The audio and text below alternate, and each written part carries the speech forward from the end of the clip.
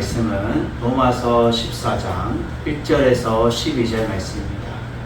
신약성경 로마서 14장 1절에서 12절 말씀을 우리 다 같이 합독합니다. 믿음이 연약한 자를 너희가 받되 그의 의견을 비판하지 말라.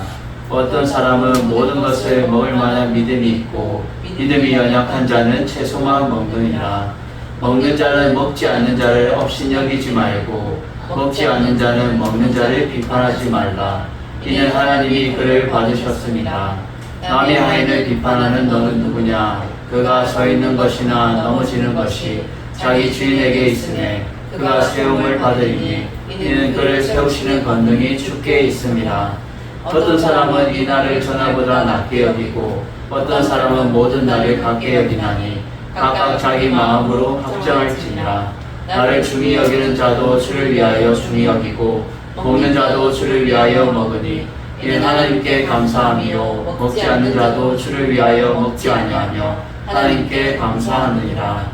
우리 중에 누구든지 자기를 위하여 사는 자가 없고 자기를 위하여 죽는 자가 없도다. 우리가 살아도 주를 위하여 살고 죽어도 주를 위하여 죽나니 그러므로 사나 죽으나 우리가 주의 것이로다. 이를 위하여 그리스도께서 죽었다가 다시 살아나시며 곧 죽은 자와 산 자의 주가 되려 하심이라. 내가 어찌하여 내 형제를 비판하느냐? 어찌하여 내 형제를 업신여기느냐? 우리가 다 하나님의 심판대 앞에 서리라. 기록되었을 주께서 이르시되 내가 살았노니 모든 누름이 내게 꿇을 것이요 모든 혀가 하나님께 자백하리라 하였느니라. 이러므로 우리 각 사람이 자기 일을 하나님께 직고하리라. 아멘. 할렐루야. 오늘 말씀의 제목은 주를 위하여 살아야 하는 이유라는 제목으로 말씀을 듣길 원합니다. 우리가 날마다 살아도 죽어도 날마다 주를 위하여 살아가는 그 이유를 우리가 깨닫고 삶 가운데 날마다 주님의 영광을 위해서 살아가는 여러분 되기를 주님의 이름으로 축원드립니다. 우리 먼저 찬양의 고백으로 하나님께 영광 돌립니다.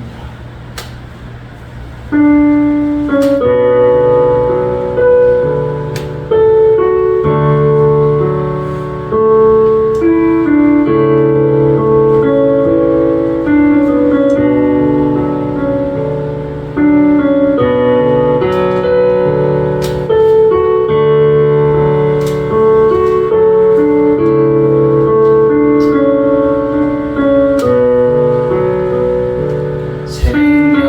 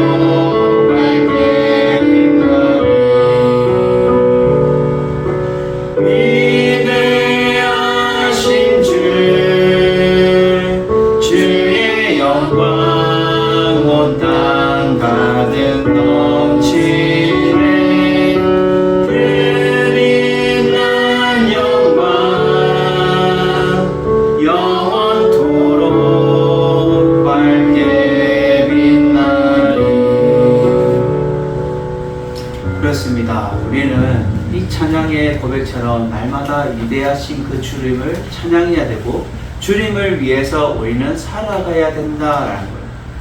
그 주님을 위해서 살아가는 진정한 이유가 무엇일까? 그것을 오늘 사도행전이 아니라 로마서 14장을 통하여서 우리에게 사도 바울은 알려주고 있다. 우리가 저번 시간을 통하여서 사도 바울은 하나님의 뜻을 어떻게 따라 살아가야지 그것이 정하신 뜻이 무엇인지를 우리에게 알려주었다면 오늘 주를 위해서 진정으로 우리가 살아가야 될 이유에 대해서 말해주고 있다라는 것이죠. 우리가 믿음 생활을 하다 보면 주님을 위해서 믿음 생활을 하다 보면은 여러 가지 부딪히고 여러 가지 또 상황 가운데서 예기치 못한 일들을 겪게 됩니다. 그래서 우리가 그리스도인으로서 주님을 위해서 살아갈 때에 어떻게 살아가야 되느냐에 대해서 우리에게 밝혀 말해주고 있다는 거죠. 첫 번째로 오늘 본문에서 우리에게 알려주는 것은 믿음이 약한 자를 업신여기거나 비판하면 안 된다라는 것을 말해주고 있어요. 지금 14장 1절에 보면 믿음이 연약한 자를이라고 말해주고 있어요. 믿음이 연약한 자. 그러면 믿음이 연약한 자가 있으면 믿음이 강한 자가 있다라는 거예요. 교회 안에서 우리가 신앙생활을 하다 보면 먼저 믿었고 신앙의 연륜이나 결륜이 쌓이면 믿음이 또 확신이 뿌리 잡게 돼요. 이 믿음이 연약한 자라는 뜻은 하나님의 약속을 굳게 신뢰하지 못하는 그러한 행위나 삶 가운데 있는 거예요. 그래서 그리스도인으로서 어떻게 살아가야 하는지 모르거나 실천하지 못하는 상태가 믿음이 연약한 자를 말해주고 있습니다. 교회를 아예 믿지 못하거나 그러한 자가 아니라 그리스도인으로서 초신자로서 믿음이 연약해서 아직까지 구원의 확신이 없고 또 그것에 대해서 어떻게 내가 그리스도인답게 살아갈지에 대해서 모르거나 실천하지 못하는 것이 믿음이 연약한 자다라는 것을 말해주고 있어요. 그래서 우리가 그리스도 공동체 안에서 이 믿음이 연약한 자를 너희가 받되라고 말해요. 받되. 이것은 모임이나 공동체를 참여시키는 것을 말해주는데 결국은 너희가 그들과 함께 어울릴 때에 그들의 의견을 비판하지 말라. 그들이 믿음이 연약하더라도 그 의견을 너희들이 수용하고 받아들여야 된다라고 말해주고 있어요. 고린도전서 8장 7절과 9절을 보도록 하겠습니다.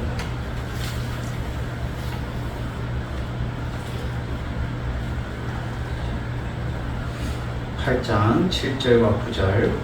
그러나 이 지식은 모든 사람에게 있는 것이 아니므로 어떤 이들은 지금까지 우상에 대한 습관이 있어 우상의 제물로 알고 먹는 거로 그들의 양심이 약하여지고 더러워지느니라.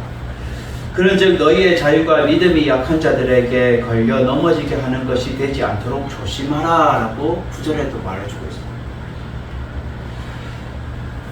믿음이 연약한 자들은 아직까지 세상 가운데 우상 숭배를 할 수 있고 또 제사를 지낼 수 있고 또 그럴 수 있지만 그들이 그 자유가 믿음이 약한 자들에게 걸려서 넘어지지 않도록 그들이 믿음이 확실하게 굳건하게 서게 되면 결국은 그 우상 숭배나 제물로 알고 먹는 것도 다 버리게 되고 다시 주님 그리스도인답게 살아갈 수 있다는 것을 말해주고 있어요. 고린도전서 9장 22절에도 이렇게 말합니다. 약한 자들에게 내가 약하여져 같이 된 것은 약한 자들을 얻고자 하며 내가 여러 사람을 여러 모습이 된 것은 아무쪼록 몇 사람이라도 구원하고자 함이니 라고 사도 바울은 고백하고 있어요. 고린도 교회에도 믿음이 연약한 자들이 있었던 거예요. 그래서 믿음이 연약한 자들을 내가 그들과 함께 약한 자들과 나는 동일시하게 된 것 같다. 그리고 내가 여러 사람의 그러한 모습도 내가 같이 된 것은 그 사람을 얻고자 하는 영혼 구원을 위해서 말하고 있습니다. 결국은 믿음에 연약한 자들을 사도 바울 또한 영혼을 구원하기 위해서 그 영혼이 다시금 걸려 넘어지지 않도록 몇 사람에도 구원하고자 그는 그들과 함께 되었다라고 말해주고 있어요. 고린도전서 8장 고린도전서 8장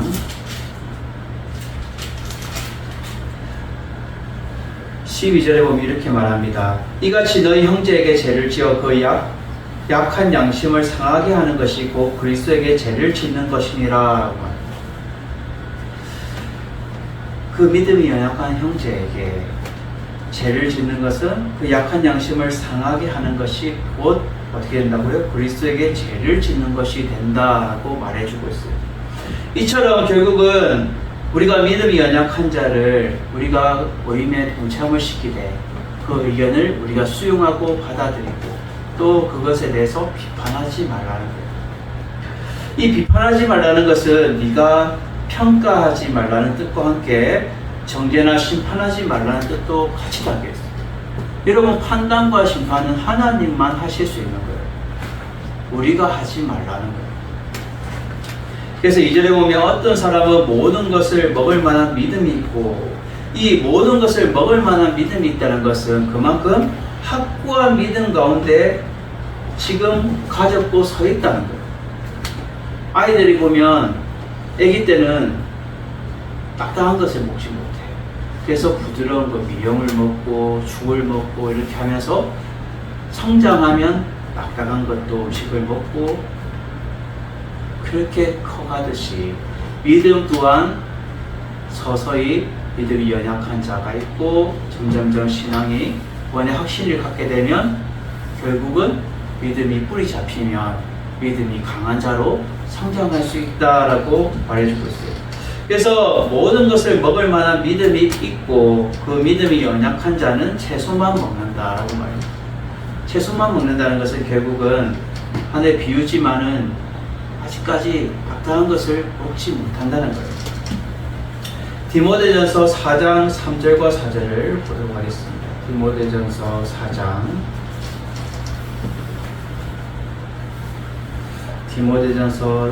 4장 3절과 4절. 혼인을 금하고 어떤 음식물을 먹지 말라 할 터이냐? 음식물은 하나님이 지으신 바니 믿는 자들과 진리를 아는 자들이 감사함으로 받을 것이니라.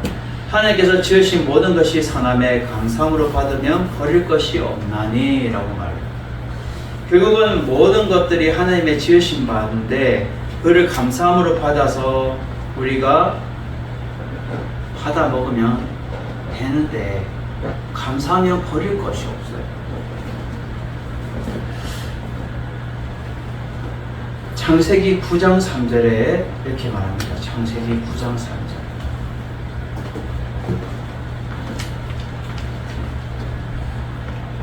창세기 9장 3절.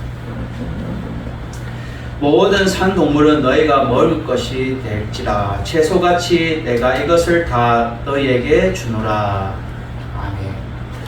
하나님이 모든 산 동물을 우리에게 먹을 것이 될 것이라고 명령하셨어요.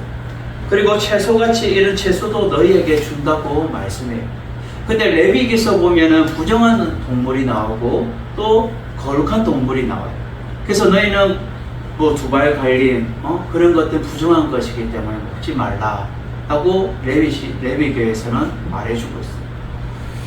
그렇지만 결국은 모든 산동물은 하나님께서 구별하여서 우리에게 먹게 하셨다는 거예요.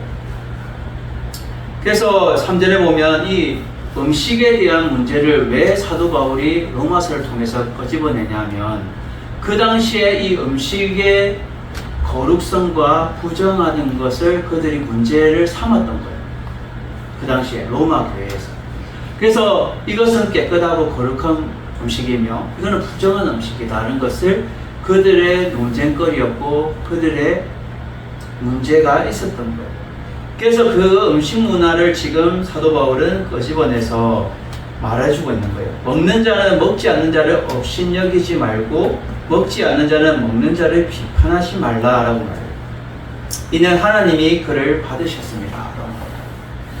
먹는 자, 결국은 믿음이 강한 자는 믿음이 약한 자를 업신여기고 비판하지 말라고 말해주고 있어요. 결국은 그 모든 것은 하나님이 받으셨다라고 말해요. 이 하나님 받으셨다는 것은 하나님이 믿음이 강한 자, 약한 자를 다 공평하게 다 받으시기 때문에 너희가 업신여기거나 비판할 필요가 없다라고 분명하게 말해주고 있다는 거예요. 골로새서 2장 16절을 보도록 합니다. 골로새서 2장 16절.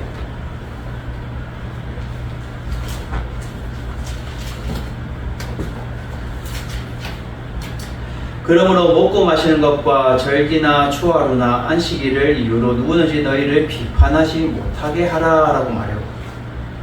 먹고 마시는 것과 모든 절기, 초하루, 이 초하루는 유대 그 속죄제와 감사제를 드리는 첫날의 유대 절기를 말해주고 있는데, 안식일 이후로 누구든지 너희를 비판하지 못하게 하라. 하나님이 왜 너 6월절인데 초하루고 또 이 절기가 다가왔는데 안식일인데 왜 음식을 먹나? 먹고 마시냐라고 비판하지 말라는 거예요. 그것은 하나님께서 판단하신다라는 거예요. 왜 네가 정죄하고 네가 왜 추궁하고 네가 그것을 평가하냐라는 거예요. 평가와 판결은 하나님께서 하신다는 거예요. 그래서 비유로 말해주고 있죠. 남의 하인을 비판하는 너는 누구냐? 이 남의 하인은 지금 비유를 들어서 말했는데 남의 하인이 될 수도 있고 남의 자녀가 될 수 있어요. 그 주인은 누구예요? 4절 끝에 보면 주께 있음이라 라고 말해요. 결국 그리스도께 있다는 거예요. 그리스도께.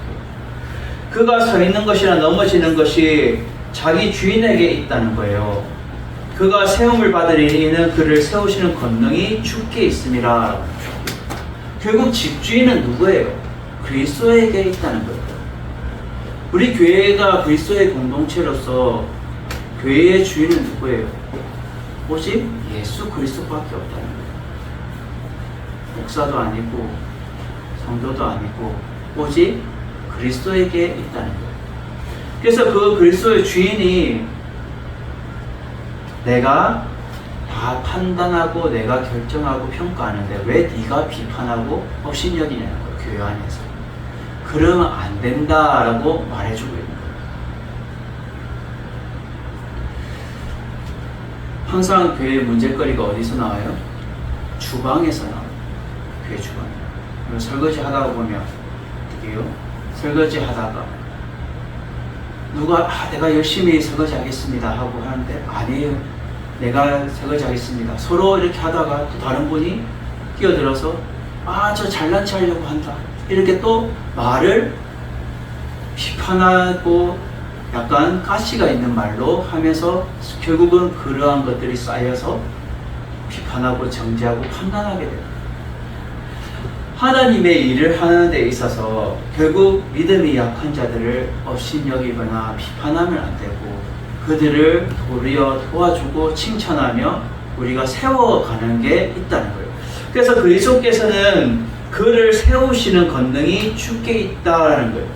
그를 세움을 받는다라고 말해요. 그리스도께서 세워주시는 거예요.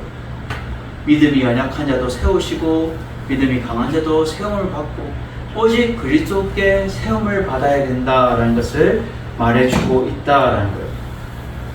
그래서 어떤 사람은 이 날을 전날보다 낮게 여기고 어떤 사람은 모든 날을 같게 여기나니 결국은 각자 자기 마음으로 확정할지라. 자기가 낮게 여기든 같게 여기든 결국은 그거 한 대로 보응을 받는다는 거예요. 자기 마음으로 확정하는 거예요. 고린도후서 9장 8절에 이렇게 말해줍니다. 고린도후서 9장 8절. 하나님이 능히 모든 은혜를 너희에게 넘치게 하시나니 이는 너희로 모든 일에 항상 모든 것이 넉넉하여 모든 착한 일을 넘치게 하려 하심이라 라고 말해요. 결국은 하나님의 은혜로 우리가 넘치게 은혜 가운데 넘치게 살아가야 되고 항상 모든 것이 넉넉하게 넘치게 하나님이 베풀어 주신다는 거예요. 그래서 우리는 이렇게 낮게 여기고 저렇게 갖게 여기는 것은 결국은 하나님 앞에 우리가 더 낮게 여기고 갖게 여기며 그러한 마음으로 확정하면서 나아가야 될 것을 말해주고 있어요. 고린도후서 13장 3절에 보면 이렇게 말합니다. 고린도후서 13장 3절 이는 그리스도께서 내 안에서 말씀하시는 증거를 너희가 구함이니 그는 너희에게 대하여 약하고 도리어 너희 안에서 강하시니라 라고 말해요. 약하지 않고 너희 안에 대하여 약하지 않고 도리어 우리 안에서 강하게 하시는 분, 그분은 오직 예수 그리스도다. 그리스도 안의 공동체 안에서 믿음이 약한 자를 도리어 약해지지 않고 강하게 하시는 분은 예수 그리스도인데, 약하더라도 그들을 비판하거나 업신여기면 안 된다는 거예요. 그것이 우리 주를 위해서 살아가는 이유다는 거예요. 그것이 그리스도인으로서 살아가는 이유다는 거예요. 그리스도인이 다 모였어요. 우리가 살아가고 공동체 안에서 진정으로 그를 위해서 살아가는 이유는 믿음이 약한 자를 업신여기거나 비판하면 안 된다는 것을 사도 바울은 말해주고 있다는 거예요. 갈라디아서 4장 9절에도 이렇게 말합니다. 갈라디아서 4장 9절 이제는 너희가 하나님을 알 뿐 아니라 더욱이 하나님이 아신 바 되었거늘 어찌하여 다시 약하고 천박한 초등학문으로 돌아가서 다시 그들에게 종노릇하려 하느냐라고 말합니다. 우리가 하나님을 알 뿐만 아니라 더욱이 하나님을 아신 바 되었다는 것은 그리스도인으로서 되었다는 거예요. 하나님을 알고 하나님을 아신 바 되었다는 그 그리스도인으로서 살아갈 때에 약하고 천박한 초등학문으로 돌아가지 말라는 거예요. 우리가 섬김으로 우리가 도리어 믿음이 약한 자들을 도와주고 업신여기거나 비판하지 말고 믿음으로 그리스도 안에서 세워가며 나아가는 것이, 그것이 주를 위하여 살아가는 참된 이유다는 거예요. 여러분, 포도나무를 가지를 예수님이 비유하셨죠. 나는 포도나무다, 너희는 가지다 라고 말해요. 예수 그리스도가 포도나무고 우리는 그분의 가지면 가지에서 우리가 포도나무 열매를 맺어야 되는데, 그 열매를 맺기 위해서는 서로 협력해야 되고 서로 도와야 돼요.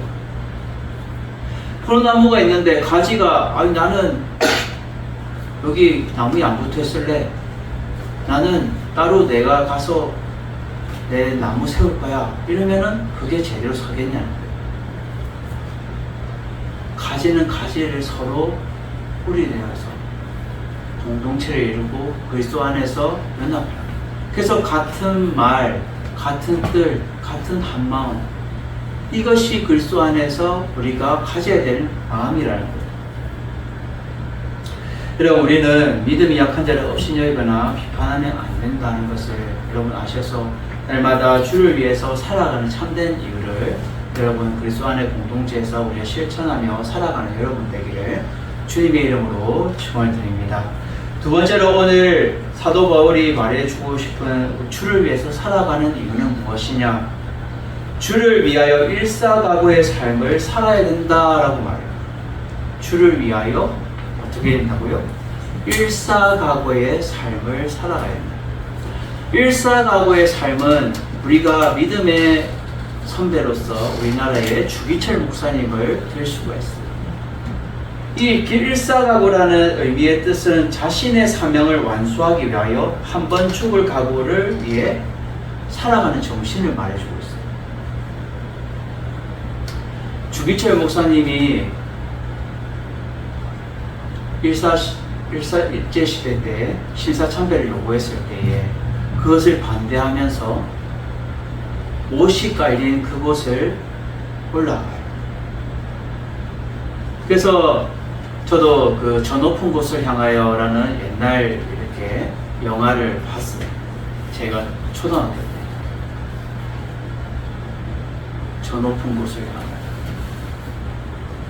주기철 목사님이 그 철판 위에 걸으면서 성도들에게도, 야, 너희들이 일제참배를 하면은 주목사님을 살려주겠다, 이거 철못 위에 내가 걷지 않도록 하겠다. 일본 순사가 그렇게 말했을 때도 주기철 목사님 뭐래요? 여러분, 그러면 안 됩니다. 우리는 하나님 외에밖에 없습니다. 하고 주기철 목사님이 그 철판 위를 나무 위를 피가 나는데도 걸어요. 뚜벅뚜벅 다리 발바닥에 피가 철철철 나는데도 오직 찬양을 부르 저 높은 곳을 향하여 날마다 나아갑니다. 찬양을 부르면서 그 철판 위를 뚜벅뚜벅 걸으면서 결국은 오직 주님을 위하여 일사각오의 정신으로 그 모든 것들을 이겨내고 나아가는 거예요. 저는 그것을 초등학교 때 옛날 영화를 봤는데 지금도 인터넷에 이렇게 유튜브나 치면은 나오더라고요. 일사각오의 정신, 저 높은 곳을 향하여 치면은 그 영화가 나와요. 그래서 그 영화를 볼 때마다 저는 가슴이 참 찡해요. 참 저렇게 일사각오의 정신, 오직 자신의 주어진 그 사명을 완수하기 위해서 한번 죽을 각오를 내가 가지고 나아가는 것. 오직 누구를 위해? 주를 위하여, 그리스도를 위하여 내 이 목숨 한박쯤 바치며 나아갑니다. 우리가 저번에도 기독 성지순례 갔던 그 손양원 목사님 거기에 앞에 뭐라고 글자가 적혀있어요? 죽도록 충성하라. 죽도록 충성하라. 이 손양원 목사님도 주기철 목사님한테 가르침을 받았어요. 결국 주기철 목사님의 그 순교의 정신이 손양원 목사님을 거룩하게 이어가게 되었다는 거예요. 오늘 본문에도 보면 나를 중히 여기는 자도 주를 위하여 중히 여기고 먹는 자도 주를 위하여 먹는 이는 하나님께 감사하며 먹지 않는 자도 주를 위하여 먹지 아니하며 하나님께 감사하느니라. 지금 주를 위하여를 3번이나 강조하고 있어요. 나를 중히 여기는 자, 주를 위하여. 먹는 자도 주를 위하여. 그리고 먹지 않는 자도 주를 위하여. 이 3번이나 주를 위하여라는 것은 그것을 오직 주님을 위해서만이 가능하다는 것을 말해주고 있다. 강조하고 있다. 먹는 자도 먹지 않는 자도 나를 중히 여긴 자도 무엇을 위해? 주를 위하여 살아야 된다는 것을 강조하면서 말해주고 있다는 거예요. 오직 판단을 하나님만 하실 거기 때문에 너희들은 주님을 위해서 살아야 된다. 그래서 7절에 우리 중에 누구든지 자기를 위하여 사는 자가 없고 자기를 위하여 죽는 자도 없다라고 말해요. 마태복음의 10장 39절에 보면 이렇게 말해봅니다. 마태복음 10장 39절 자기 목숨을 얻는 자는 잃을 것이요 나를 위하여 자기 목숨을 잃는 자는 얻으리라 라고 예수님께서 말씀하셨어요. 자기 목숨을 얻는 자는 잃어버리고 근데 주 그리스도를 위해서 자기 목숨을 잃는 자는 도리어 영생을 얻게 된다는 것을 말해주고 있다는 거죠. 베드로전서 4장 2절에도 이렇게 고백합니다. 베드로전서 4장 2절 그 후로는 같이 사람의 정욕을 따르지 않고 하나님의 뜻을 따라 육체의 남은 때를 살게 하려 함이라 라고 말합니다. 결국은 이 세상의 정욕을 따르지 않고 하나님의 뜻을 따라 결국 그 남은 때를 살게 되는 것은 오직 주를 위하여 살게 한다라고 말해주고 있어요. 그리고 갈라디아서 2장 20절에 사도 바울이 또 위대한 고백을 하죠. 갈라디아서 2장 20절 내가 그리스도와 함께 십자가에 못 박혀나니 그런즉 이제는 내가 사는 것이 아니요 오직 내 안에 그리스도께서 사시는 것이라. 이제 내가 육체 가운데 사는 것은 나를 사랑하사 나를 위하여 자기 자신을 버리신 하나님의 아들을 믿는 믿음 안에서 사는 것이라 라고 믿음의 고백을 사도 바울은 하고 있습니다. 결국 그리스도께서 내 안에 사시기 때문에 내가 믿는 믿음 안에서 내가 살아가는 거예요. 누구를 위하여? 그리스도를 위하여, 주를 위하여 살아간다라는 걸 말해주고 있습니다.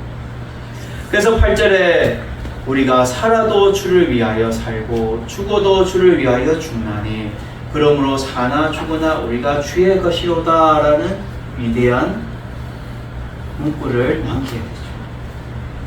결국은 우리는 사나 죽으나 다 그리스도께 속해 있다는 거예요. 왜요? 그리스도께서 십자가로 말미암아 우리를 값없이 우리를 사신 바 되시고, 그래서 빌립보서 1장 20절 21절에 이렇게 고백합니다. 빌립보서 1장 20절 21절 나의 간절한 기대와 소망을 따라 아무 일에든지 부끄러워하지 아니하고 지금도 전과 같이 온전히 담대하여 살든지 죽든지 내 몸에서 그리스도의 존귀하게 되게 하려 하나니 이는 내게 사는 것이 그리스도니 죽는 것도 유익함이라라고 사도 바울은 고백하고 있습니다. 결국은 그리스도를 위해서, 주를 위해서 우리가 일사각오의 정신으로 살아가는 것이 결국 주를 위해서 살아가야 하는 이유다는 것. 그 정신을 우리가 본받아야 돼요.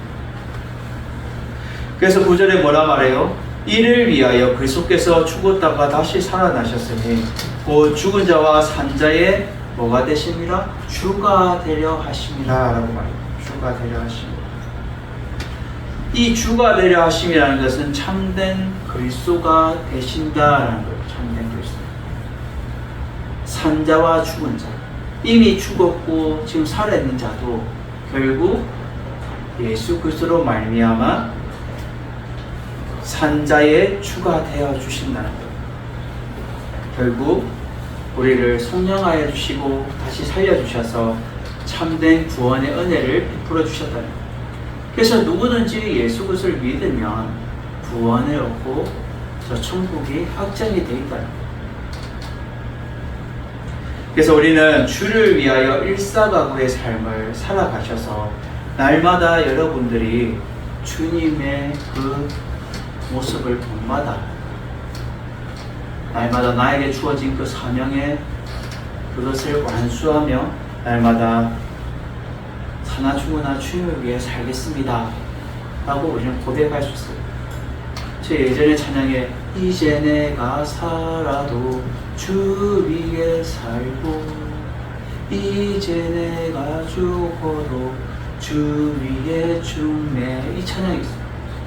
우리가 사나 죽으나 날마다 주님을 위해서 우리가 일평생 살아가는, 그것이 주를 위해 살아가는 참된 이유다라는 것을 사도 바울은 우리에게 알려주고 가르침을 주고 있다는 거예요.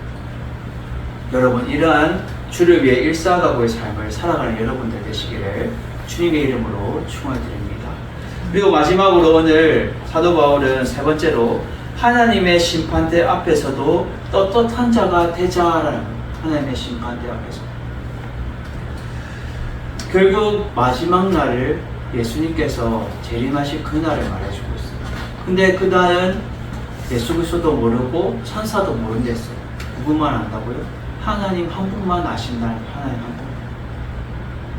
근데 이런 데는 계속 자기들이 예전에 다미성교회도 막 예수님 오신다 해가지고 하고, 요즘 뭐 신천지도 보면 내가 예수다 하고 내가 보혜사 성령이다 하고 막 이렇게 거짓을 치고 있지만, 거짓은 진실을 덮을 수 없어요. 거짓은 진실을 덮을 수 없다. 진실은 진실이기 때문에 하나님만 아시겠는 거예요. 하나님만 아시고. 그 재림하실 그날은 하나님만 아시는 거예요. 그 심판대 앞에 우리가 섰을 때에 예수 그리스도를 믿는 자와 안 믿는 자들이 구별될 때에 우리는 떳떳한 자가 돼요. 천국 갔다 온 사람들, 또 지옥 갔다 온 사람들 간증을 들으면 필름처럼 자기의 이게 영화처럼 확 지나간대요. 자기의 과거의 모습. 그리고 자기 입으로 말하는데 거짓말 할 수도 없어요. 그냥 하나님 앞에 서면 저르륵 나오는 거예요. 자백하는 거예요.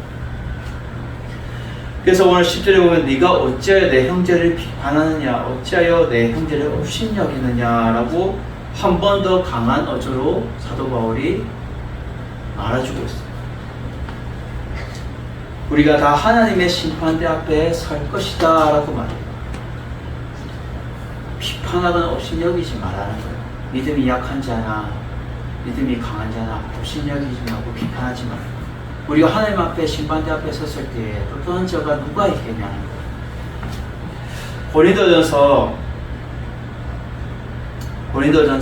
6장 19절과 20절을 보도록 합니다.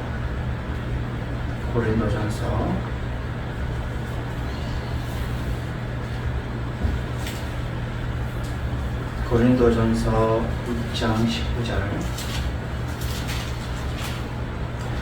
20절. 너희 몸은 너희가 하나님께로부터 받은 바 너희 가운데 계신 성령의 전인 줄 알지 못하느냐. 너희는 너희 자신의 것이 아니라 값으로 산 것이 되었으니 그런즉 너희 몸으로 하나님께 영광을 돌리라. 결국은 우리는 예수 그리스도께서 값으로 사신 거예요. 그 핏값으로 우리를 사셔서 결국은 성령의 전이고 너희 몸이 하나님께 영광을 돌려야 되는 그러한 몸이다. 그러한 몸이기 때문에 너희는 비판하거나 업신여기면 안 되고 성령의 정답게 하나님의 그 영광 돌리는 삶을 살아야 되지. 그래야 하나님 심판대 앞에 섰을 때 떳떳할 수 있지.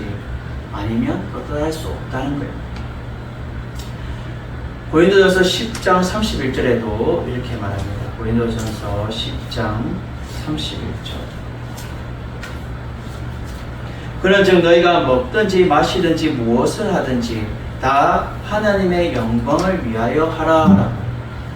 이 세상 가운데 우리가 살아가는 때에 우리가 먹든지 마시든지 무엇을 하든지 다 무엇을 위해요?